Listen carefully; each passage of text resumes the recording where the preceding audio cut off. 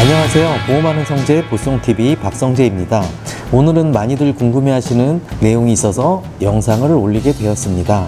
바로 태아실비보험 출산 전에 가입해야만 하는 이유에 대해서 설명드리겠습니다. 지금 방송 보시는 산모님들께서도 실비보험이 가입되어 있으실 거고, 그 실비보험은 병원비를 써야만 받는 보험인 거 알고 계시잖아요. 그런데 태아는 아직 병원비가 들어가는 게 없는데 왜 태아일 때 먼저 가입을 하라고 하지? 혹시 보험사 영업하는 거 아니야? 라고 의문점을 가지시더라고요. 나중에 가입해서 보험료를 아끼는 게 더 좋은 거 아닌가? 이런 문의를 하는 분들이 많이 계셔서 오늘 영상을 올리게 되었습니다. 끝까지 시청해 주시면 궁금증 해결하시는 데 도움이 많이 되실 겁니다.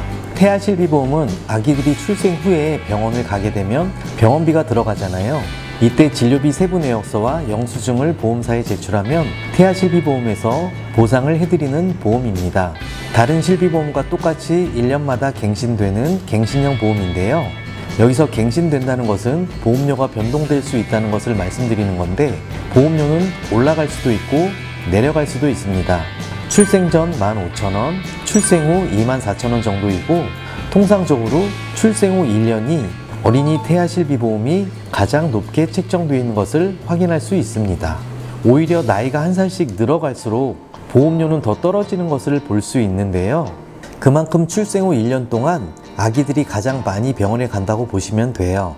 아까 미리 말씀드린 것처럼 실손보험은 실제 병원에서 사용한 병원비를 보상하는 보험입니다. 그런데 질문하신 분들 얘기처럼 사실상 태아 상태에서는 산모님들은 병원을 가지만 태아가 병원에서 사용한 병원비는 없는데요. 왜 다들 미리 가입을 하라고 말씀을 드리는 걸까요?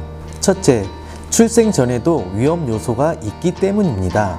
1차, 2차 기형아 검사 시에 이상소견이나 저체중아, 선천질환 등으로 출생 후 바로 치료를 받게 되면 보험 가입이 힘들어지기 때문입니다.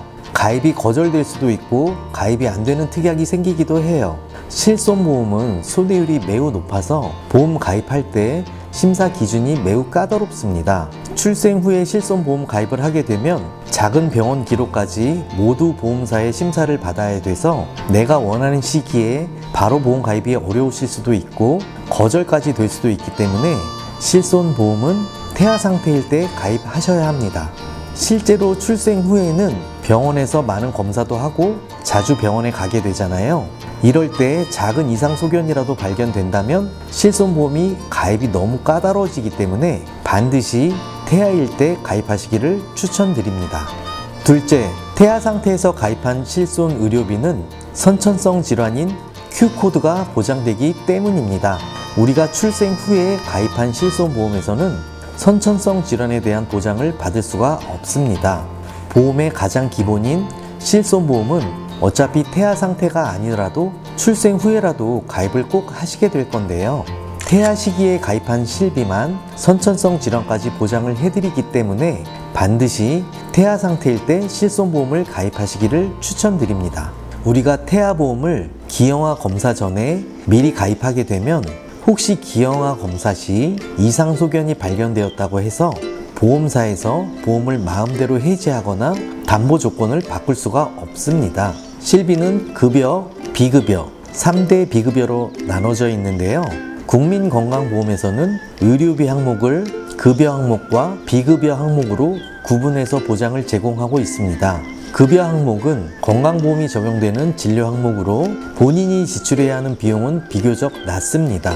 대부분을 건강보험에서 보장을 받을 수 있어서입니다. 비급여는 건강보험 혜택이 적용되지 않아 개인이 부담해야 하는데, 비급여 진료비는 병원마다 차이가 있고 본인이 부담하는 금액도 높을 수 있습니다. 그래서 비급여 보장을 받으시려면 꼭 실손보험을 준비하셔야 하고, 의료보험과 실비가 있다고 하더라도 실손보험은 자기부담금이라는 항목이 있어서 실손보험이 있다고 해서 병원비를 모두 보장받는 것은 아닙니다.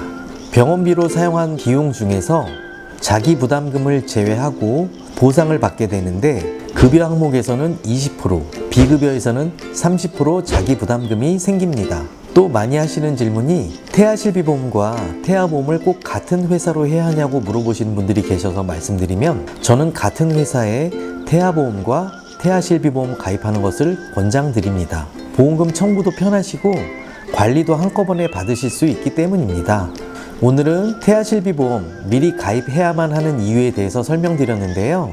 오늘 영상 보시고 궁금하신 점 있으시면 댓글로 남겨주시고 아래 채널로 연락 주시거나 전화 문의, 카톡 주시면 바로 상담해 드리니 궁금하신 점은 언제든지 연락 주시고요. 상담 남겨주신 분들에게는 태아보험 가입 제안서도 개인별로 상황에 맞춰서 상담 드리고 있습니다.